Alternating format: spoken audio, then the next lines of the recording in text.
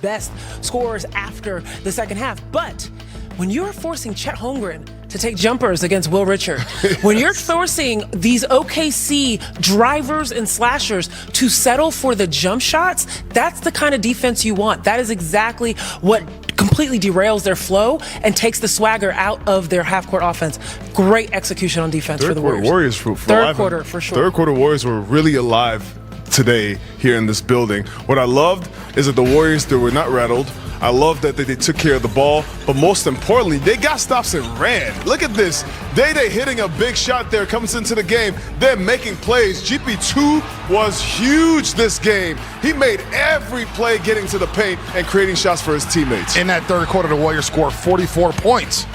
That's the most points scored against OKC in a quarter this season. Heck, the Warriors scored 44 points in the entire first half. So they turned up the juice in that third quarter. They shot nearly 59% from the floor, 6 of 12 from the three-point line, Zena. And again, they out-rebounded it. But the key stat was just one turnover in that third frame. Exactly. When you value the basketball, good things happen. And that's what you saw. Not only were they able to value that, and this was huge shot with the go-ahead there at the end of the third. But when you value basketball, good things happen. They were able to just be able to capitalize on the speed with which they were playing. Before, OKC was dictating that first half.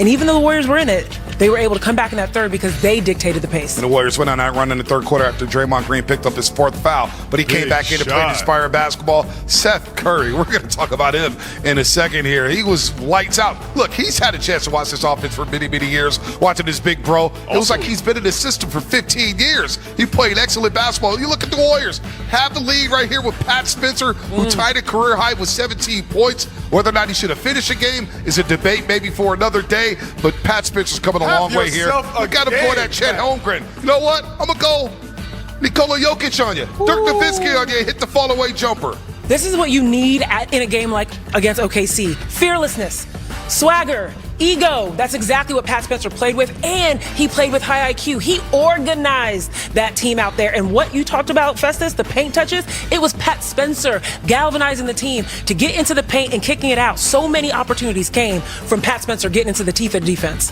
But it was just too much. Shai Gilgeous-Alexander, he's the MVP for a reason.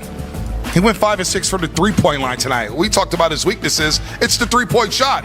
Not tonight. Not this season. You see the look on his face right now? Oh, he wants it. He's hungry. That's an MVP from last season that's playing like he got snobbed last year. Like what I'm seeing from Shai right now is a hunger. You saw he went 5 for 6 from the three-point line. He was getting to the paint at will. When the Warriors were making the run, he was the guy who got into the teeth of the defense, went on Pat Spencer, and scored and broke that run. Shai is a one-man wrecking crew right now, all across the NBA. When he scores 30 points in a night, that's a bad night for him. Tonight was a perfect example in crunch time. 38 points tonight, Zena. 38 points, as Fezzi mentioned, 5 of 6 from the three-point line, just 4 assists and 3 rebounds. But he said, you know what? No Lou Dort, no Alex Caruso. Jalen Williams is trying to work himself back into shape.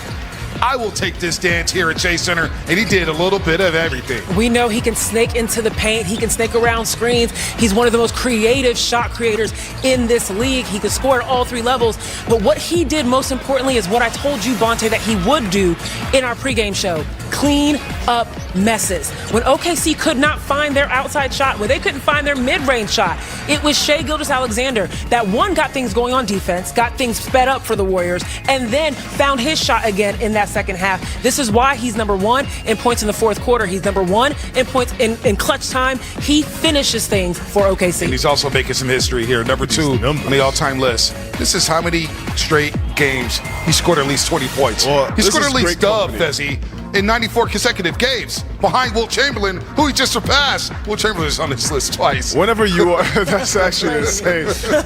Whenever you are on a list with Wilt, with MJ, with Kevin Durant, Oscar Robertson, you are in elite company. This is a basketball gods, basketball greats.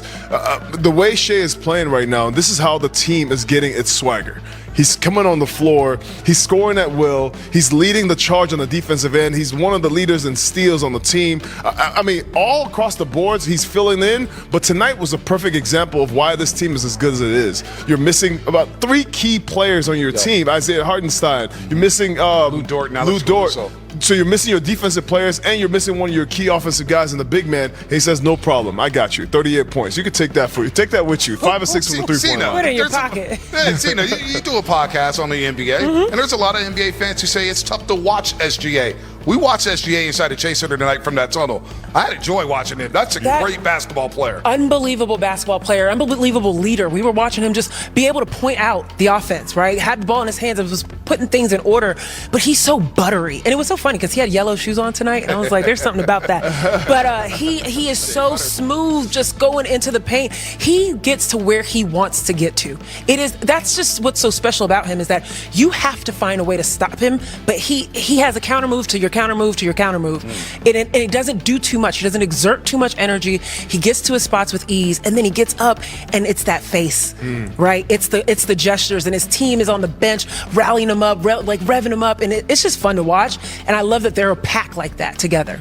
Smooth like butter. SGA, no doubt about Crunch it. time, whose hands do you want the ball in? SGA, no the doubt. ball in his hands. He's getting to the rim. He's shooting threes. And when Shea is shooting threes, when he starts to get that comfortable, then Oklahoma City is really tough Shooting to beat. 48, just under 48% last month. That was his Achilles heel last year. Right. That's why I said he got better this season at getting to the spots that he wants to get to. 5 or 6 tonight. If he becomes a 3-level scorer, the MVP is basically his. I don't care what Nikola Jokic is doing out in Denver. It's going to be a hell of a race for the MVP award as well as the NBA championship in the Western Conference. However, Jimmy Butler looked a little tight in that second quarter, moving around very gingerly. Remember, he was questionable tonight with a glute contusion. Well, he did not play in the second half for the Golden State Warriors. We thought, they could be in some serious trouble here. Jimmy just 2 of 7 from the floor.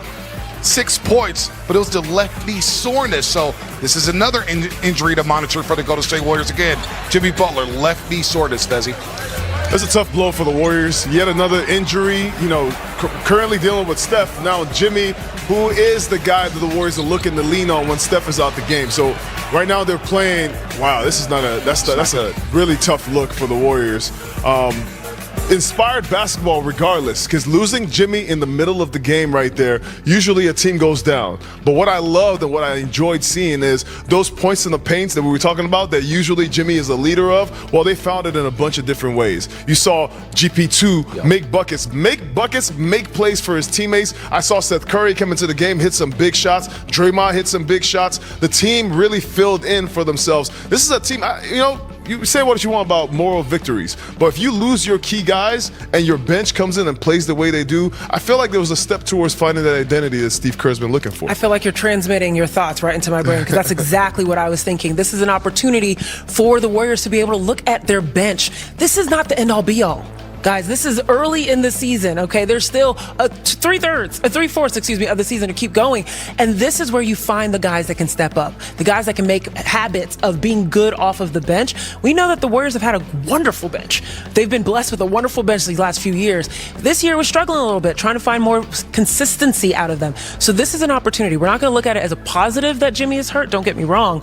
But if there's a silver lining, it is being able to find those guys to step up and step in. You need them on this 4-game trip. Again, Philadelphia, Cleveland, Chicago. That's a tough trip in the Midwest there. But you talked about guys coming off the bench here. How about Seth Curry? His first game as a member of the Golden State Warriors. We signed him yesterday. They've been waiting to sign him. We got a Curry. We got another Curry here. Played just shy of 18 minutes. Dub Nation gave him a standing ovation. You know what he does? He goes 6 of 7 from the floor. 2 of 3 from the 3-point line. Very instrumental during that third quarter run in which the Warriors scored 44 points. He looked like a natural fit within the system. Heck, again, Fezzi, he's been watching his brother play all these years, so he knew exactly where to be, when to cut, when to pass, and he could always score the basketball. Not only has he been watching his brother play these years, he's been watching this team play all season long, just waiting for his opportunity. Just got signed earlier this week, and now he's just back on the floor, and his first bucket was tough. A step back.